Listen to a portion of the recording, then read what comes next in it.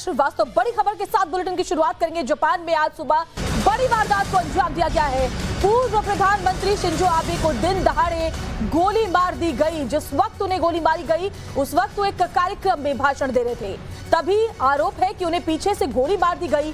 गोली लगते ही Shinzo Abe नीचे गिर पड़े, जिसके फौरन बाद उन्हें अस्पताल ले जाया गया। बताया जा रहा है कि उनकी हालत गंभीर है।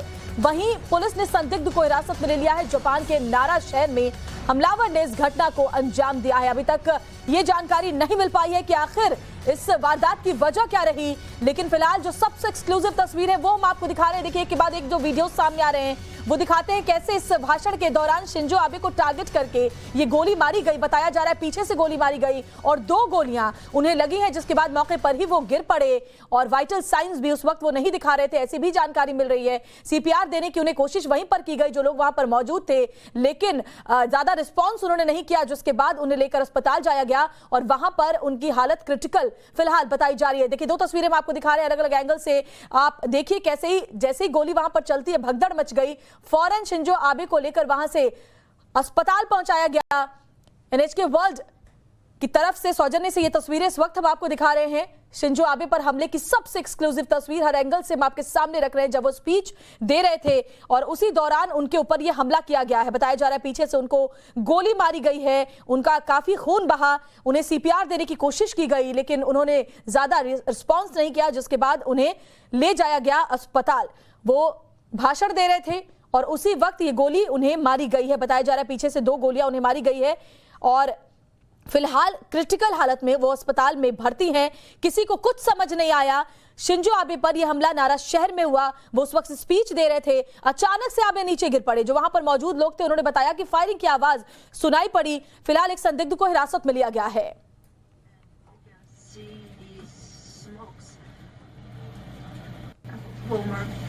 Prime Minister Abe was giving his speech for the upcoming upper house election. और हमारे सहयोगी अमित कुमार फोन लाइन पर ज्यादा जानकारी के साथ हमारे साथ जुड़ गए। अमित, क्या अभी सबसे पहले ये बताएं हमारे दर्शकों को कि उनकी हालत के बारे में कोई जानकारी मिल पाई है क्या?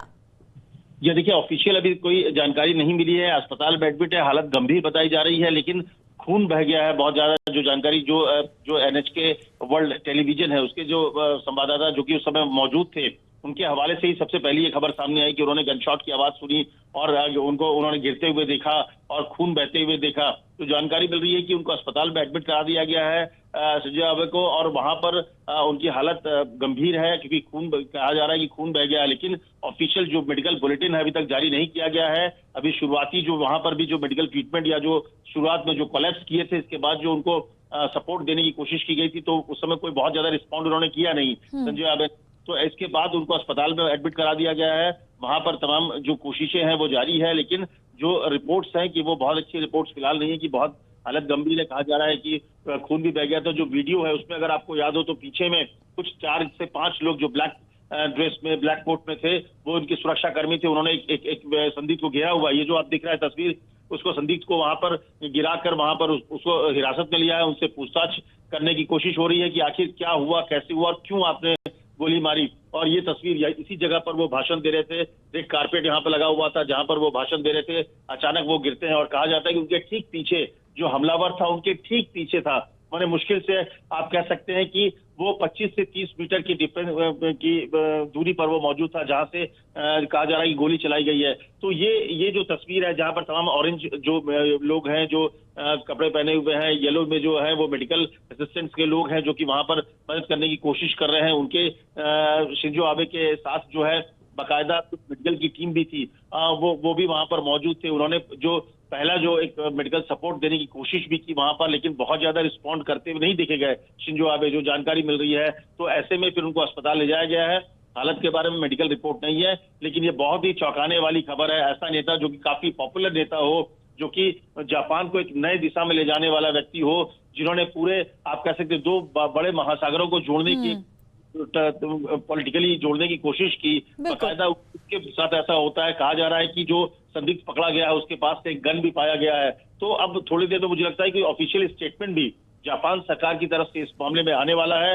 जो यहाँ पे एम्बेसी में मेरे कुछ अधिकारियों से मेरी बात हुई है, उनका कहना था कि ऑफिशियल स्टेटमेंट बहुत जल्द जारी होगा जापान सरकार की तरफ से, जिसमें इस पूरे मामले के बारे में विस्तार से बताया भी जाएगा और उनके साथ ही साथ जो मेडिकल बुलेटिन है वो भी जारी होगा शिंजो आबे को लेकर, क्योंकि अभी अस्पताल में पहुंच के अस्पताल में भर्ती होने के बाद जो शुरुआती जो मेडिकल सपोर्ट है वो दिया जा रहा है उनको, ताकि सबसे पहले उनको सुरक्षित रखा जाए। तो ऐसे में क्या हालात हैं अंदर ये बताना फिलहाल मुश्किल है, लेकिन जो जानकारी मिल रही है कि वो बहुत रिस्पॉन्ड नहीं कर रहे थे। तो ऐसे में आप क्रॉस फिंगर कर सकते हैं कि अच्छी कुछ चीजें हो जाए, लेकिन जो रिपोर्ट्स है वो बहुत अच्छी नहीं है और चौंकाने वाली है। लेकिन फिलहाल यही जानकारी है कि संदिग्ध को गिरफ्तार कर लिया गया है और शिंजो आबे को अस्पताल में एडमिट करा दिया गया है, वहां पर उनका इलाज चल रहा है।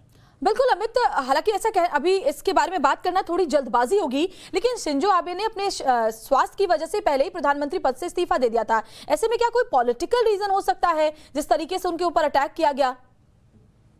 निश्चित तौर पर देखिए, अब इसमें पॉलिटिकल है या वो व्यक्ति मानसिक रूप से बीमार है, परेशान है, क्योंकि अगर आप देखें तो जापान में इस तरह की घटनाएं नहीं होती है। बिल्कुल, जापान में इस तरह से चीजें कभी हमने नहीं सुनी है कि इस तरह की गोलीबारी हो रही है, हमला हो रहा है। जापान अपने आप में बहुत ही शांत देश रहा है और वो हमेशा एक डेवलपमेंट के तौर पर, एक मित्र देश के तौर पर जाना जाता रहा है। तो ऐसे में इस तरह की घटना को लेकर कहना बहुत जल्दबाजी, क्योंकि जो संदिग्ध है उससे पूछताछ हो रही है, पूछताछ में ही पता चलेगा कि क्या जब प्रधानमंत्री थे तब उस दौरान उनसे कुछ कभी जो हमलावर है उसके साथ कोई उनके मतभेद रहे या क्या रहे। इन तमाम चीजों को जाने बिना कहना बहुत मुश्किल होगा। लेकिन हाँ, निश्चित तौर पर यह बहुत ही चौंकाने वाली खबर है कि शिंजो आबे, जो कि सबसे पॉपुलर नेता और सबसे लंबे वक्त तक, करीब कहा जा रहा है कि 2803 दिन वो रहे हैं अपने पूरे कार्यकाल में, और उनका कार्यकाल सबसे कहा जाए तो जापान को एक नई दिशा में, नए डेवलपमेंट की तरफ ले गया। और खुद जब बीमार होकर वो हट रहे थे तब प्रधानमंत्री मोदी ने बाकायदा ट्वीट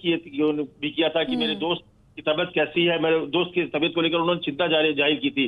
तो प्रधानमंत्री मोदी के साथ, भारत के साथ जापान का रिश्ता हमेशा से बहुत अच्छा रहा है, लेकिन शिंजो आबे के आने के बाद भारत और जापान के रिश्तों में एक नई ऊंचाई आई थी। तो ऐसे में ये खबर पूरे भारतवासियों के लिए बहुत चौंकाने वाला है कि वहां के जो पूर्व प्रधानमंत्री थे शिंजो आबे को गोली मारी गई है। हालांकि संदिग्ध को हिरासत में ले लिया गया है, उनके पास से एक गन भी मिला है, लेकिन किस परिस्थिति में और क्यों गोली मारनी पड़ी या जो संदिग्ध था उसने ऐसा क्यों किया, ये पूछताछ चल रहा है और पूछताछ के बाद ही इसके बारे में पूरा खुलासा होगा। लेकिन ये बहुत बड़ी खबर है, बहुत बड़ी घटना है जिस तरह से सामने खबर आ रही है कि शिंजो आबे को गोली मारी गई है। बिल्कुल अमित, और शिंजो आबे प्रधानमंत्री नरेंद्र मोदी के भी खास दोस्त रहे हैं, व्यक्तिगत संबंध रहा है, कई मौकों पर दोनों ने एक दूसरे को याद हमेशा किया है और भारत ने शिंजो आबे को पद्म विभूषण से सम्मानित भी किया था। ऐसे में भारत के लिए भी एक बहुत बड़ी खबर है उस लिहाज से।